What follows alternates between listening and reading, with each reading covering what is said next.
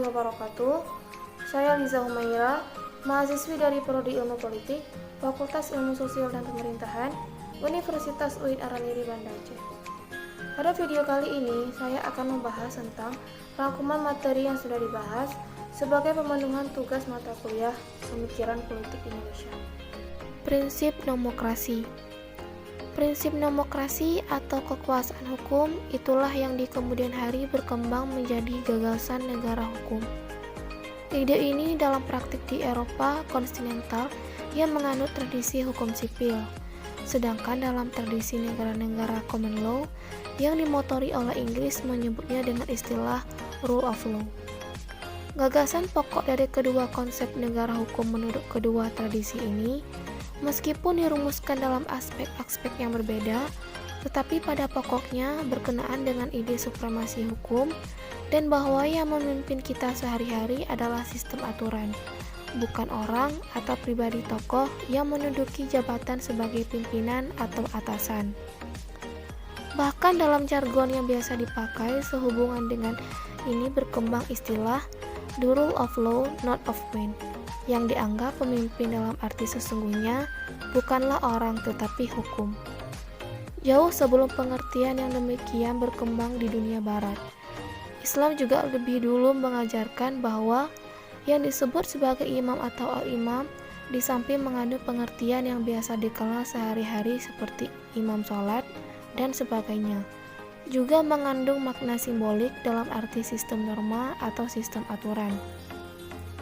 Dalam arti yang sesungguhnya, yang dimaksud sebagai al-imam itu bukanlah Nabi Muhammad, tetapi Al-Quranul Karim sebagai simbolisasi sistem nilai dan norma. Gagasan demokrasi. Banyak orang Islam mempersoalkan bahwa Islam tidak menghendaki ide demokrasi yang bersifat liberal dan mengajarkan prinsip satu orang satu suara. Kesimpulan demikian jelas keliru. Orang mengkritik ide demokrasi karena kelemahan bawaan yang terdapat dalam prinsip satu orang satu suara.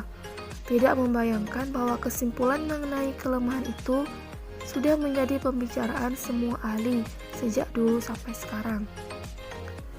Semua penganut ide demokrasi tahu bahwa hal itulah salah satu kelemahan sistem demokrasi.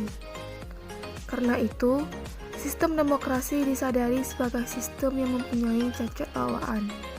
Akan tetapi, para ahli pada umumnya berpendapat bahwa sistem demokrasi dengan segala kelemahannya itu tetaplah merupakan sistem yang paling dapat diandalkan di zaman sekarang. Pembahasan mengenai kekuasaan Jawa. Masyarakat Jawa di Mojokerto oleh Chris pilihannya sebagai suatu sistem sosial dengan kebudayaan Jawanya yang akulturatif dan agamanya yang sinkretik. Suatu sistem yang terdiri atas 3 sub kebudayaan Jawa yang masing-masing merupakan struktur-struktur sosial yang berlainan.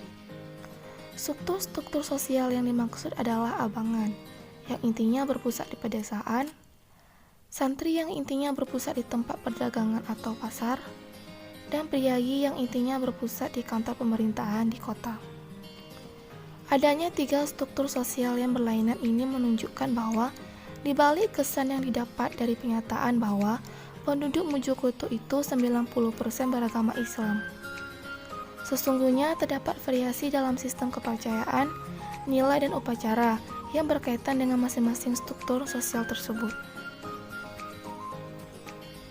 3 lingkungan yang berbeda, pendesaan, pasar, dan kantor pemerintahan, yang dibarengi dengan latar belakang sejarah kebudayaan yang berbeda, yang berkaitan dengan masuknya agama serta di peradaban Hindu dalam Islam di Jawa telah mewujudkan adanya abangan yang menekankan pentingnya aspek-aspek animistik. Perwujudannya dalam pesta-pesta ritual yang berkaitan dengan usaha-usaha untuk menghalau makhluk halus yang dianggap sebagai penyebab dari kesengsaraan masyarakat, sering disebut sebagai ritual selamatan. B. Santri yang menekan aspek-aspek Islam. Penekanannya pada tindakan-tindakan keagamaan dan upacara-upacara sebagaimana digariskan Islam. C. Priayi yang menekan aspek-aspek Hindu, yaitu menekankan pada pentingnya hakikat halus sebagai lawan kasar. Perwujudannya tampak dalam berbagai simbol yang berkaitan dengan etika, seni, tari pakaian, dan mistik. Selanjutnya kita membahas mengenai nasionalisme.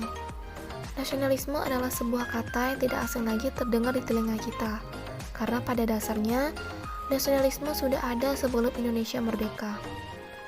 Nasionalisme adalah sesuatu yang abstrak. Hal tersebut memberikan penjelasan bahwa bangsa adalah sesuatu yang terbayang karena persatuan yang telah terbangun mengalami benturan dengan dimensi ruang dan waktu dalam wadah bangsa. Nasionalisme merupakan semangat kebangsaan atau persatuan. Dalam perkembangannya dijadikan sebuah paham yang menempatkan persatuan dari berbagai elemen sebagai sesuatu yang vital ada dalam jiwa setiap individu yang bernaung dalam suatu komunitas. Keadaan semacam itulah yang telah diterima menjadi sebutan ideal dalam bentuk komunitas yang lebih besar. Melihat kajian tersebut, dalam kajian ini perlu diberikan penjelasan khusus mengenai pengertian nasionalisme dari berbagai macam ahli, yang diawali dengan pemahaman terhadap istilah beberapa ahli, memandang nasionalisme adalah paham yang unik. Keunikan dari nasionalisme tergambar dari ketotalitasan sebuah kondisi dalam wadah bangsa yang tidak mempedulikan akan ketidakadilan, penjajahan, penghisapan yang mungkin terjadi. Perkembangan nasionalisme yang ada di Indonesia, kalau meminjam istilah yang telah disampaikan oleh Kahin, yang menyatakan pertumbuhan embrionya berjalan secara laten, memang bisa dirasionalkan. Dari beberapa catatan sejarah yang ada dikatakan bahwa nasionalisme sudah ada di Nusantara sejak kerajaan Majapahit berkuasa.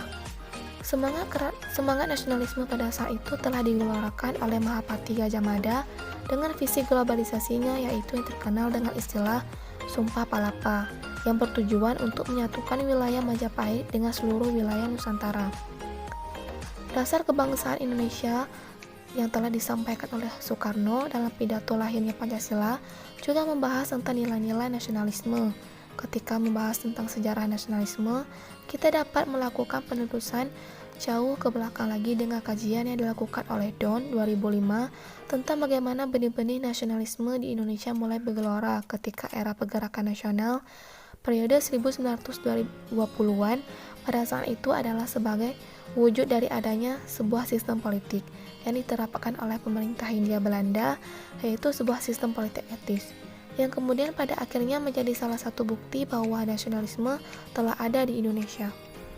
Sosialisme demokrasi. Isi materi dalam sosial demokrasi banyak mencakup tentang berbagai hal mengenai demokrasi itu sendiri, dan juga dapat mengetahui secara meluas tentang pandangan kita terhadap demokrasi.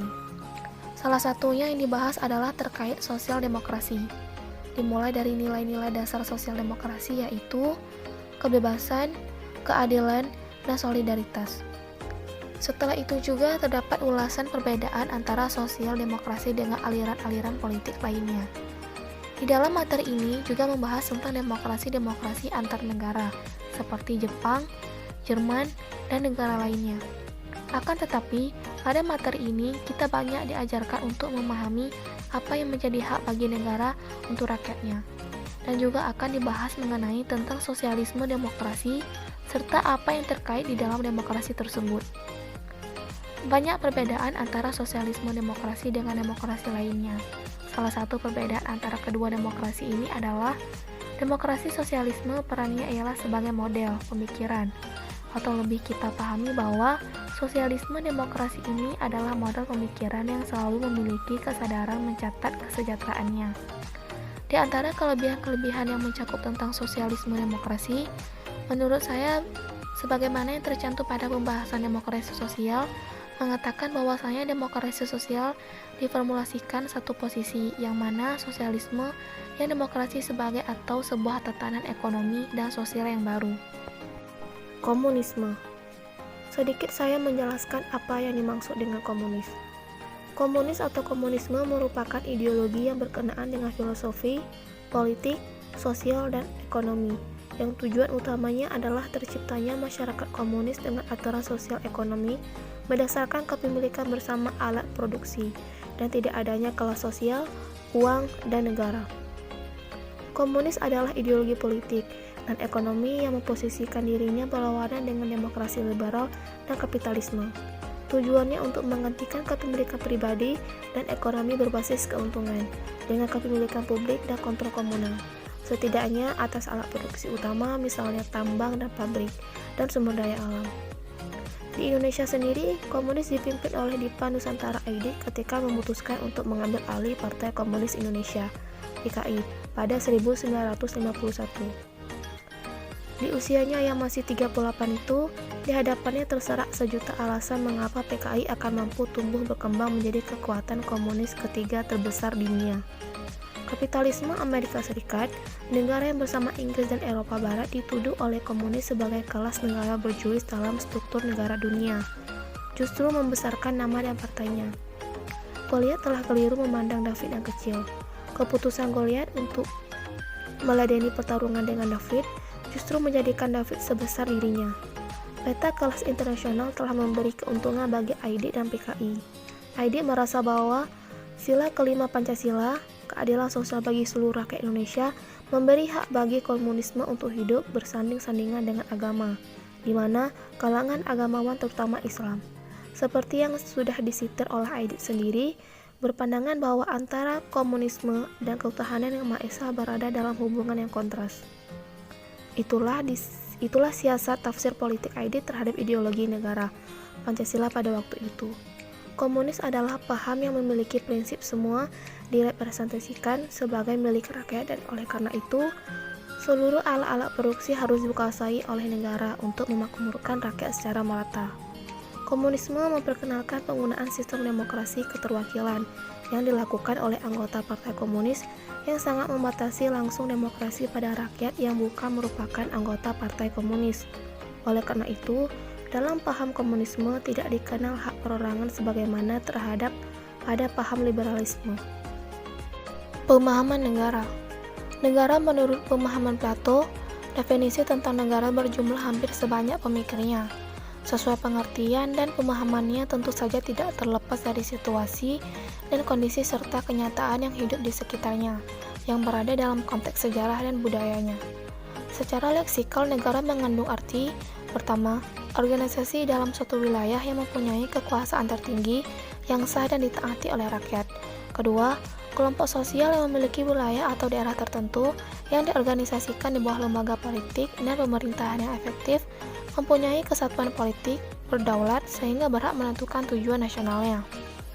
Negara adalah lembaga sosial yang diadakan manusia dalam rangka memenuhi kebutuhan-kebutuhan yang vital. Suatu negara paling sedikit harus mempunyai 3 unsur, yaitu wilayah, penduduk, dan pemerintah. Dari ketiga unsur tersebut terlihat bahwa pemerintah merupakan unsur terpenting dari suatu negara. Alasannya, sekalipun telah ada sekelompok individu yang mendiami suatu wilayah, belum juga dapat diwujudkan suatu negara jika terdapat segelintir orang yang berwenang mengatur dan menyusun hidup bersama itu. Bila mana Plato mengatakan bahwa asal mula negara itu terletak dalam keinginan dan kebutuhan manusia, maka itu berarti bahwa negara dibentuk oleh dan untuk manusia. Sesuai dengan ajaran etik yang dikembangkannya, bagi Plato tujuan negara sinkron dengan tujuan hidup manusia, yaitu kesenangan dan kebahagiaan seluruh warga. Sedangkan menurut John Locke sendiri menganggap bahwa keadaan alamiah negara adalah yang mendahului eksistensi negara. Persekutuan negara yang ada masa kini adalah hasil suatu perjanjian bersama.